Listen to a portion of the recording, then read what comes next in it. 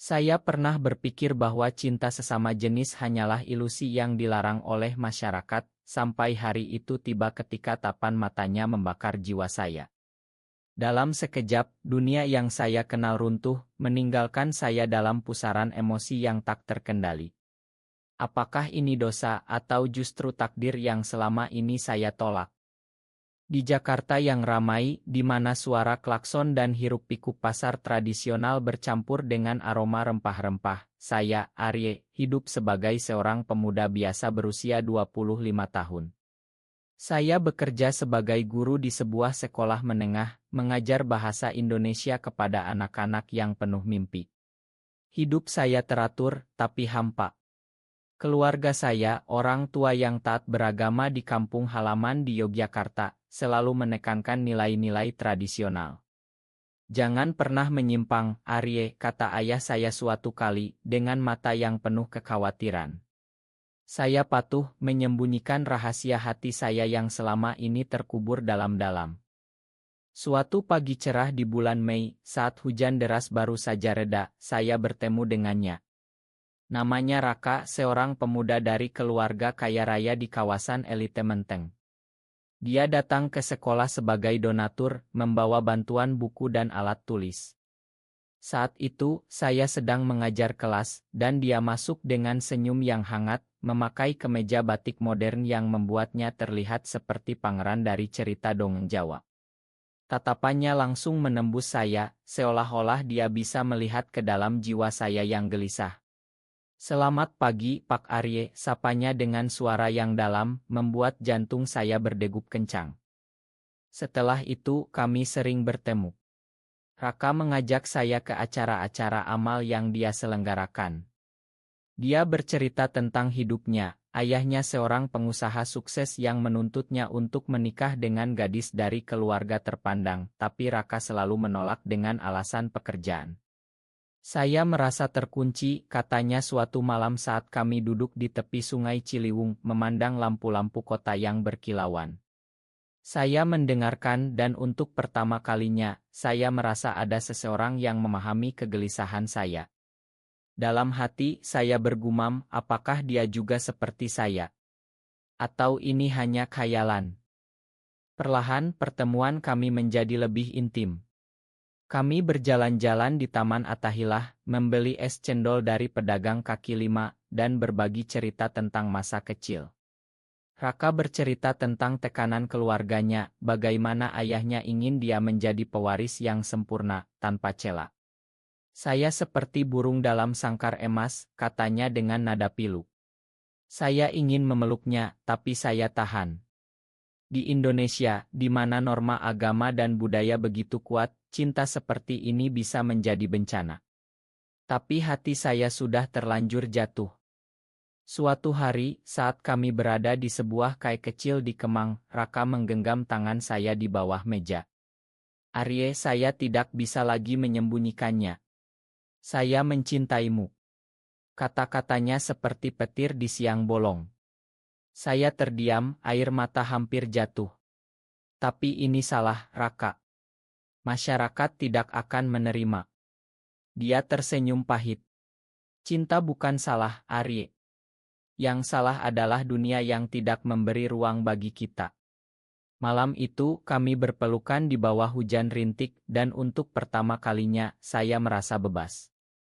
Hubungan kami berkembang dalam diam, kami bertemu di tempat-tempat rahasia, seperti pantai kecil di pinggiran Jakarta atau rumah kosong milik teman Raka. Setiap sentuhan, setiap bisikan, membuat saya semakin tenggelam dalam lautan emosi. Tapi di dalam hati ada konflik yang membara. Apa yang akan terjadi jika keluarga tahu, gumam saya pada diri sendiri setiap malam. Raka juga gelisah, dia sering terbangun di malam hari, bermimpi tentang ayahnya yang marah. Kemudian datanglah badai pertama. Sahabat saya, Budi, yang juga guru di sekolah, mulai curiga. "Arye, kamu sering sekali dengan Tuan Raka. Apa ada yang aneh?" tanyanya suatu hari. Saya bohong, tapi Budi tidak puas. Dia mulai mengikuti kami, dan suatu malam, dia melihat kami berdua di sebuah taman. Esoknya, dia menghadapi saya. Ini dosa besar, Ari. Kamu harus berhenti. Kata-katanya menusuk hati saya seperti pisau. Saya marah, tapi juga takut. Ini urusan saya, Budi. Jangan campuri. Tapi Budi tidak berhenti. Dia memberitahu orang tua saya di Yogyakarta. Telepon dari ayah datang seperti bom. Arye, apa yang saya dengar? Kamu menyukai laki-laki. Ini aib keluarga. Suaranya gemetar karena marah dan sedih. Saya menangis, mencoba menjelaskan, tapi sia-sia. Kembalilah ke rumah, atau jangan pernah kembali. Kata-kata itu menghancurkan saya. Di dalam hati, saya bertanya-tanya, mengapa cinta ini harus begitu menyakitkan? Raka mendukung saya. Kita akan hadapi bersama, katanya. Tapi tekanan semakin besar. Ayah Raka, Pak Hadi, mulai mendengar rumor. Dia memanggil Raka ke rumah besar mereka di Menteng. Kamu harus menikah dengan putri Pak Wiranto. Ini untuk masa depan bisnis kita. Raka menolak, tapi ayahnya mengancam. Jika tidak, kamu bukan anakku lagi. Raka pulang dengan wajah pucat, dan untuk pertama kalinya, dia ragu. Arye, apa kita bisa bertahan? Konflik itu membuat hubungan kami tegang. Saya sering bertengkar dengan Raka, menyalahkan dunia yang tidak adil. Kenapa kita harus sembunyi seperti penjahat, tanya saya. Dia diam, tapi matanya penuh cinta. Di tengah itu, kami menemukan kedamaian kecil di Bali, di mana kami liburan diam-diam di pantai Kuta, di bawah matahari terbenam. Kami berjanji untuk saling melindungi. Kamu adalah kunci hatiku, bisik Raka. Saya tersenyum, tapi di dalam ada bayang-bayang ketakutan. Kembali ke Jakarta, masalah semakin rumit. Budi yang saya anggap sahabat, ternyata iri dengan kedekatan kami. Dia mulai menyebarkan rumor di sekolah, membuat rekan kerja memandang saya aneh. Arye, hati-hati dengan pilihanmu, kata kepala sekolah suatu hari. Saya merasa terpojok, seperti hewan yang diburu. Di rumah, saya sering menangis sendirian, mempertanyakan identitas saya. Apakah saya monster karena mencintai Raka? Raka juga menderita. Ayahnya memaksanya bertemu calon istri. Ini hanya formalitas, katanya pada saya, tapi saya tahu dia berbohong. Di dalam hati ada benih kecemburuan yang tumbuh. Apa dia akan meninggalkanku, gumam saya. Suatu malam kami bertengkar hebat. Kamu lemah, Raka. Kamu takut pada ayahmu, jerit saya. Dia pergi meninggalkan saya dalam kesepian. Esoknya, Raka datang kembali meminta maaf. Makan aku, Arye. Aku tidak bisa hidup tanpamu. Kami berdamai, tapi luka itu tetap ada. Di tengah itu, kami mulai berjuang untuk hak kami. Raka bergabung dengan komunitas LGB di Jakarta, meski secara diam-diam kita bukan sendirian, katanya. Saya ikut dan untuk pertama kalinya, saya merasa ada harapan. Tapi pengkhianatan datang dari yang tak terduga. Budi yang saya makan ternyata bekerja sama dengan ayah Raka. Dia memberi bukti foto kami berdua. Pak Hadi marah besar, memanggil saya ke rumahnya. Kamu merusak anakku, bentaknya. Saya gemetar, tapi berdiri tegar. Saya mencintai Raka, Pak. Ini bukan kesalahan. Dia mengusir saya dan Raka dipaksa tinggal di rumah. Raka menghubungi saya secara sembunyi. Aku akan kabur bersamamu, katanya. Tapi sebelum itu, ayahnya mengirim orang untuk mengawasi. Kami bertemu di sebuah masjid tua di kota tua, di mana kami berdoa bersama. Tuhan beri kami kekuatan, bisik saya. Malam itu, Raka bilang besok kita pergi ke Bali, mulai hidup baru. Tapi rencana itu gagal. Budi memberitahu polisi tentang perilaku menyimpang kami, meski di Indonesia bukan kriminal, tapi tekanan sosial besar. Raka ditahan oleh keluarganya, dan saya dipecat dari sekolah. Dunia saya runtuh. Di dalam hati, saya berteriak, mengapa pengkhianatan ini begitu kejam? Saya pergi ke Yogyakarta mencari dukungan dari ibu. Ibu, tolong pahami aku, pinta saya. Ibu menangis, tapi memeluk saya. Kamu tetap anakku, Arye. Itu memberi saya kekuatan. Saya kembali ke Jakarta mencari Raka. Akhirnya, saya menyusup ke rumah Raka. Kami bertemu di taman belakang. Arye, ayahku memaksaku menikah besok, katanya dengan air mata. Saya memeluknya. Lari bersamaku sekarang. Tapi Raka ragu. Aku takut menyakiti keluarga. Puncaknya tiba. Di hari pernikahan, Raka berdiri di altar, tapi tapanya kosong. Saya menyelinap masuk berteriak, Raka, jangan. Semua orang terkejut. Raka berlari ke arah saya, meninggalkan calon istrinya. Aku memilihmu, Arye. Kami kabur, dikejar oleh keluarga. Di jalan raya, mobil kami hampir kecelakaan. Di saat itu, Raka bilang, makan aku atas segalanya. Kami selamat, tapi ayah Raka mengejar. Akhirnya, di sebuah desa kecil di Jawa Tengah, kami bersembunyi. Pak Hadi datang, tapi bukan untuk marah. Aku salah, anakku. Aku takut kehilanganmu. Air matanya jatuh. Jika ini membuatmu bahagia, aku terima. Kami memakan dan perlahan keluarga menerima. Budi meminta maaf, menyadari kesalahannya. Kami hidup bersama di Bali, membuka usaha kecil, membantu komunitas LB. Cinta kami menang, membuktikan bahwa kasih sayang bisa mengubah dunia. Di akhir hari, saya berpikir, cinta bukan kunci yang terkunci, tapi pintu yang terbuka untuk kebahagiaan. Saya pernah berpikir bahwa cinta sesama jenis hanyalah khayalan yang dilarang oleh Tuhan dan masyarakat, sampai hari itu tiba ketika matanya menatap saya seperti api yang membakar segala keraguan. Dalam sekejap, hati saya terbelah, antara norma yang saya pegang dan hasrat yang selama ini terkubur. Apakah ini kutukan, atau justru anugerah yang selama ini saya abaikan? Di Jakarta yang selalu sibuk, dengan suaraan yang bergema dari masjid-masjid dan aroma sate kambing dari warung pinggir jalan, saya, Arye, hidup sebagai guru bahasa di sebuah SMA negeri. Usia saya 25 tahun dan hidup saya seperti air tenang di Sungai Ciliwung, biasa saja, tapi dalam.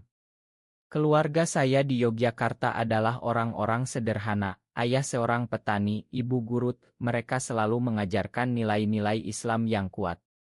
Jangan pernah menyimpang dari jalan lurus, nak, kata ayah suatu kali, dengan tangan kasar tapi penuh kasih. Saya patuh, menyembunyikan gejolak di hati yang membuat saya berbeda dari teman-teman. Pagi itu hujan baru reda, meninggalkan udara segar bercampur bau tanah basah.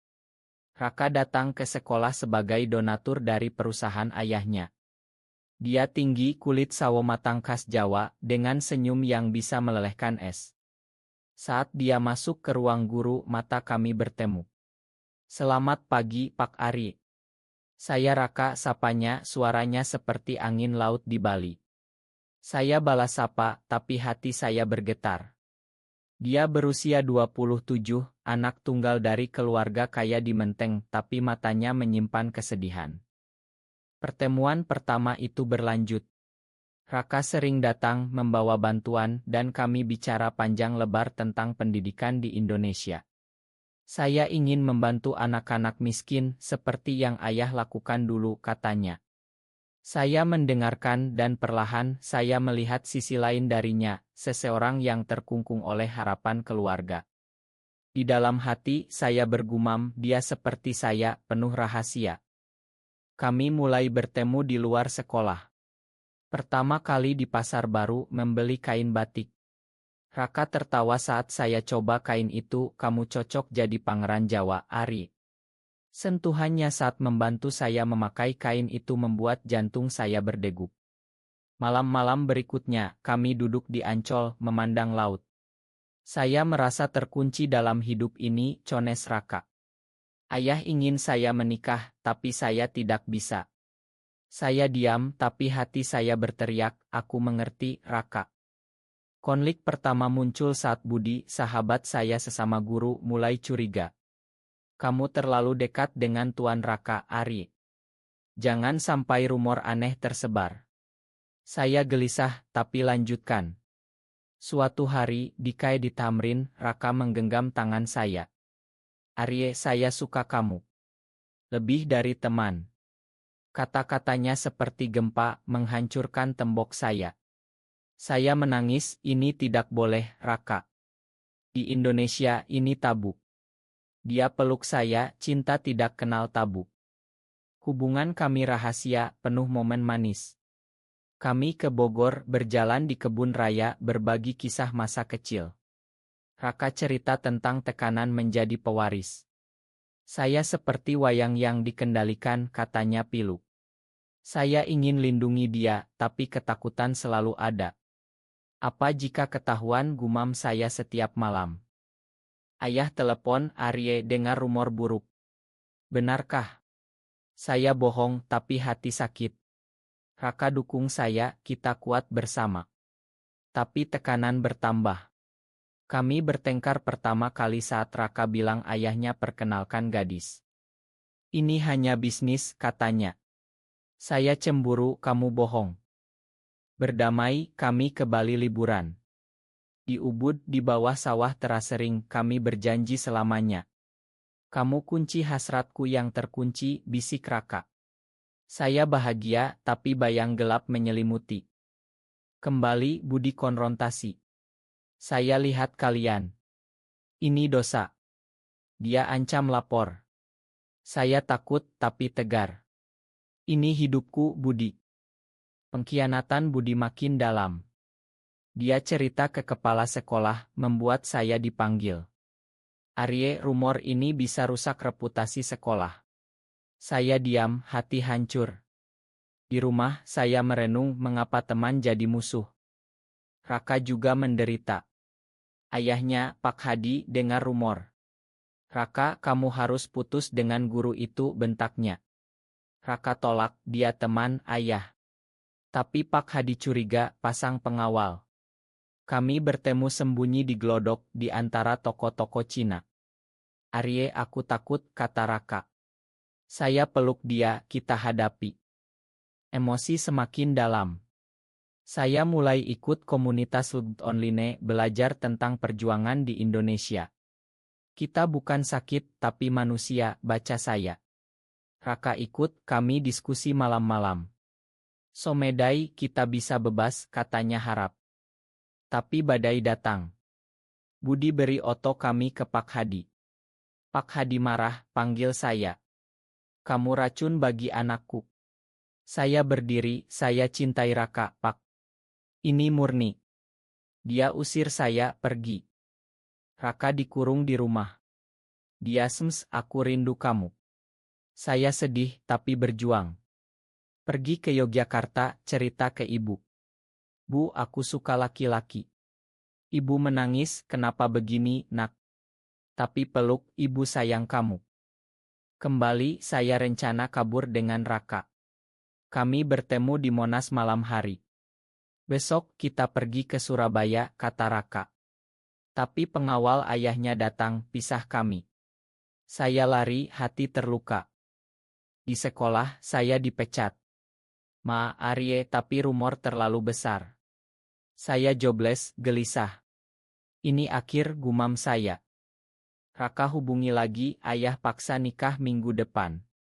Saya putus asa, tapi tak menyerah. Aku akan datang. Konflik puncak mendekat. Saya infiltrasi pesta pertunangan Raka. Lihat dia dengan gadis itu, hati saya jebol. Raka, bisik saya dari belakang. Dia lihat saya, mata berkaca. Malam itu, kami kabur ke pinggiran kota. Di mobil, Raka cerita, aku tak bisa nikah. Kamu segalanya. Kami berciuman lembut, penuh cinta. Tapi Budi ikut campur lagi, lapor polisi tentang gangguan moral. Polisi datang, interogasi kami. Ini urusan pribadi, kata saya. Mereka lepas, tapi tekanan sosial besar. Keluarga Raka kejar. Di sebuah desa di Bogor, kami bersembunyi. Pak Hadi datang, Raka pulang. Raka tolak, aku pilih Ari. Pertengkaran hebat. Pak Hadi bilang, kamu hancurkan keluarga. Raka menangis, ayah, pahami aku. Saya campur, Pak, cinta kami tulus. Pak Hadi diam, lalu pergi. Kami hidup susah, tapi bahagia. Tapi Raka sakit, stres. Arye, ma jika aku lemah. Sakit Raka makin parah, demam tinggi. Saya bawa ke dokter di desa. Ini karena stres, kata dokter. Saya rawat dia, jangan tinggalkan aku, Raka. Di saat itu, saya renung masa lalu. Dulu, saya tolak diri sendiri. Sekarang, saya terima karena kamu. Raka sembuh perlahan. Kami pindah ke Bali, buka warung kecil di Kuta. Hidup sederhana, tapi penuh cinta. Ini mimpi kita, kata Raka. Tapi masa lalu kejar. Budi datang ke Bali, makan aku, Ari. Aku iri karena kamu bahagia. Saya makan, kita semua manusia. Pak Hadi hubungi, Raka, ayah rindu. Raka ragu, ayah terima kita. Kami kembali ke Jakarta, bertemu Pak Hadi. Aku salah, anakku. Aku lihat kamu bahagia dengan Ari. Air mata jatuh. Selamat datang di keluarga. Keluarga saya juga terima. Ibu bilang, yang penting kamu bahagia, nak. Kami nikah secara simbolis di komunitas LB. Hidup baru dimulai, penuh harap. Cinta menang, bisik Raka. Tapi tantangan masih ada.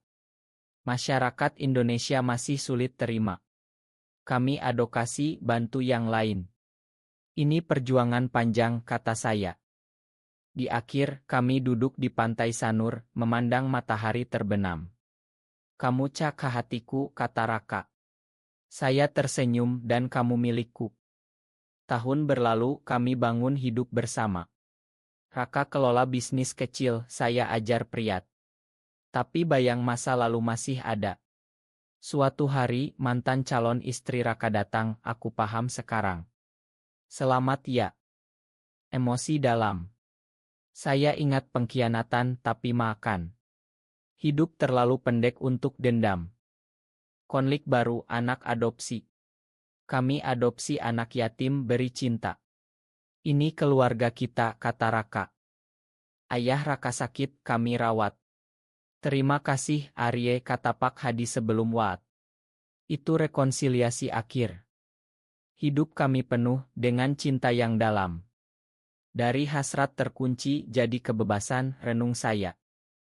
Kami libat dalam gerakan LB di Indonesia, bicara di seminar rahasia. Cinta adalah hak manusia, kata Raka. Tantangan datang saat undang-undang anti LB diusulkan. Kami protes diam-diam, takut. Kita bertarung, kata saya. Di tengah itu, cinta kami makin kuat. Momen kecil, seperti masak rendang bersama, penuh tawa. Budi jadi sekutu, bantu kami. Aku tebus kesalahan. Keluarga berkumpul di Yogyakarta, rayakan Lebaran bersama. Ini harmoni, kata ibu. Akhirnya, di usia 40, kami lihat perubahan. Masyarakat lebih terbuka, meski lambat. Kami tulis buku tentang cerita kami, inspirasi banyak orang. Raka, terima kasih atas segalanya, kata saya. Dia peluk, kita abadi. Kisah kami berakhir dengan harap bahwa cinta sesama bisa diterima di Indonesia. Dari kegelapan ke cahaya, gumam saya.